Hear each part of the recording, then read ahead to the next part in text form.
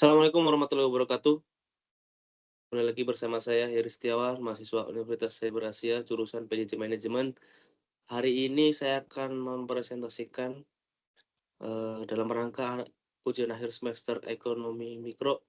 Saya akan melakukan analisis kondisi mikroekonomi Indonesia terakhir ini. Dan tema yang saya ambil adalah terkait harga bahan pokok, khususnya berkaitan langsung dengan kenaikan harga beras premium dan medium di Indonesia. Nah, di sini saya akan mengkaji kenaikan harga beras dan dampaknya terhadap daya beli masyarakat.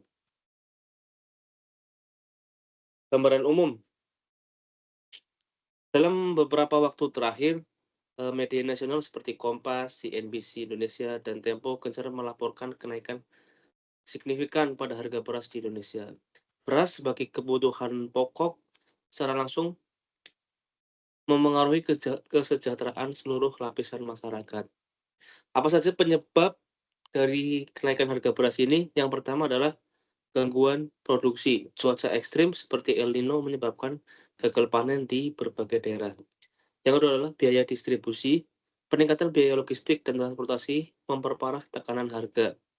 Yang ketiga adalah keterbatasan pasokan. Pasokan impor yang terlambat atau tidak memadai memperburuk defisit stok nasional.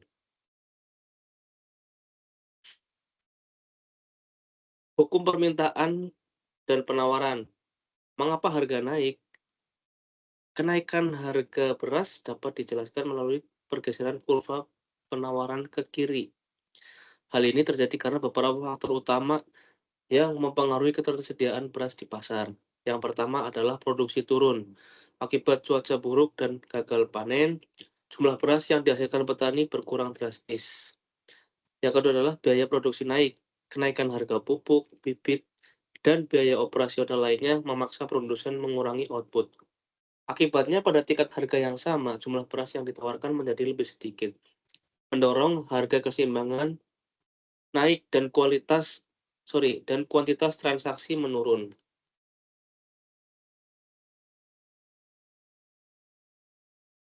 Yang kedua, dari segi elastisitas permintaan beras, daya beli tergerus. Beras digolongkan sebagai barang inelastis, yang berarti tidak memiliki substitusi yang sempurna,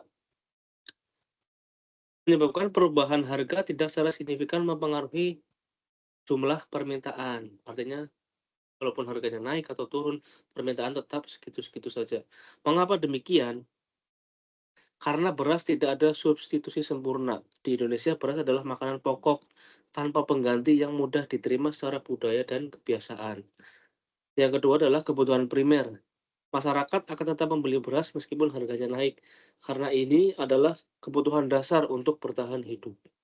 Konsekuensinya adalah, meskipun harga naik, konsumen tetap membeli, menyebabkan pengeluaran rumah tangga meningkat drastis. Hal ini secara langsung mengikis daya beli masyarakat, terutama kelompok rentan, dan memicu inflasi pangan yang lebih luas. Dampak pada surplus ekonomi. Surplus konsumen menurun, masyarakat harus membayar lebih untuk jumlah beras yang sama, mengurangi kepuasan dan kesejahteraan ekonomi mereka. Surplus produsen tidak pasti. Meskipun harga jauh lebih tinggi, peningkatan biaya produksi mengurangi potensi keuntungan petani dan pedagang. Jadi tidak serta-merta harganya naik, produsen itu pasti diuntungkan. Secara keseluruhan, kenaikan harga beras menciptakan deadweight loss atau kehilangan kesejahteraan ekonomi total. Ini menunjukkan inefisiensi pasar dan hilangnya manfaat yang seharusnya dinikmati baik oleh konsumen maupun oleh produsen.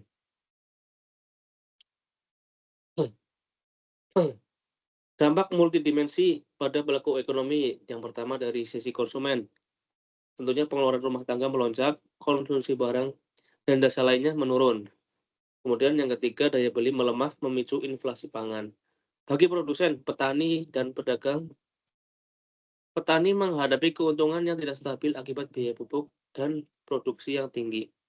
Pedagang berisiko mengalami penurunan volume penjualan. Kemudian bagi pemerintah, tekanan berat untuk menjaga stabilitas inflasi beban subsidi yang semakin meningkat, dan risiko peningkatan angka kemiskinan.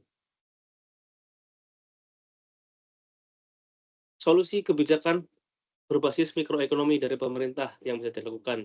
Yang pertama adalah operasi pasar. Pemerintah melalui Bulog menambah pasokan beras ke pasar untuk menggeser kurva penawaran ke kanan, untuk menurunkan harga. Ya, seperti sudah diberitakan baru-baru ini menjelang Ramadan, banyak sekali pasar yang digelar oleh pemerintah, pasar murah.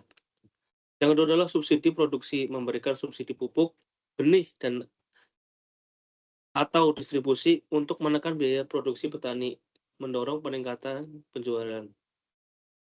Impor terukur, intervensi pasar dengan impor beras saat pasokan domestik tidak mencukupi, menjaga stabilitas harga. Kemudian yang keempat, bantuan langsung tunai. Nah, ini diberikan untuk kelompok masyarakat yang rentan untuk menjaga daya beli tanpa mengganggu mekanisme pasar.